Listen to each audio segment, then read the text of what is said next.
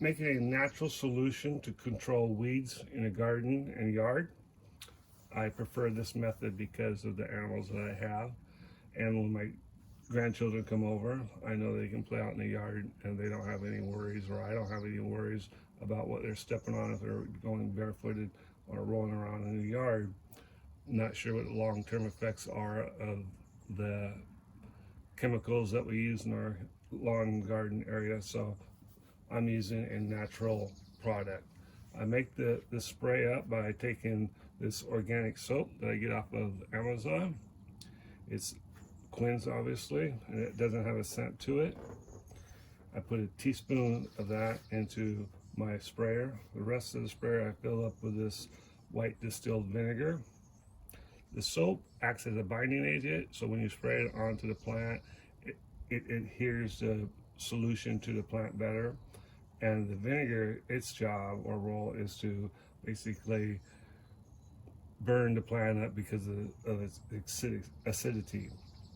Oh, I have two sprayers here. Both of them do the same thing. This one, however, I prefer, so, and the reason is because if it's a larger size container, I can go around my yard further, without having to fill this to come back and filling it up. Also, it sprays further than this one right here. So this is my preferred one. Find one that you like. Good luck on that. You have to go through a few before you find one that will work well and it will last a long time. This one's been around for years. Anyway, we'll go out to my yard and see how this stuff works.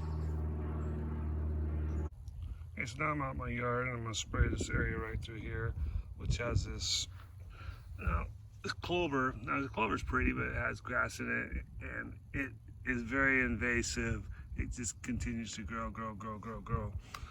So I'm going to spray it and I'm going to back this up.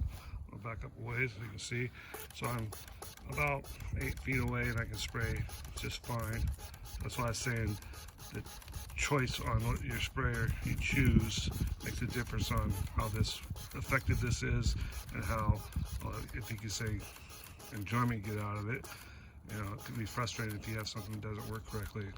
Remember, the key component, besides mixing up the soap with the vinegar, is that it has to be hot outside so the stuff can burn. So I'm just going to go down here and spray this all.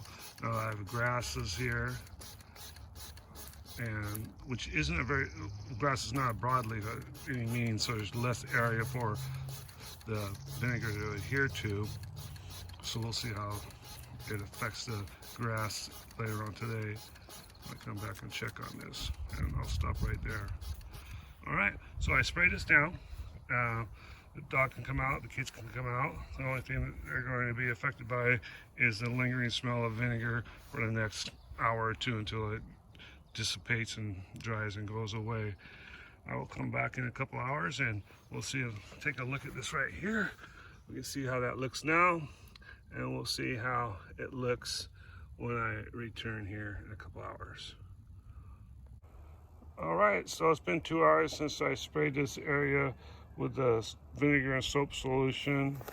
We'll get down here and take a look at it. As you can see, the stuff is dying quite nicely. Flowers are fading away. The grass is turning white. Come over here a little bit. Take a look at that. The grass is yellowing up. Grass is harder to kill than because it's not a broadleaf. I went and grabbed some clover from another area so you can, just in case we've forgotten what it looks like.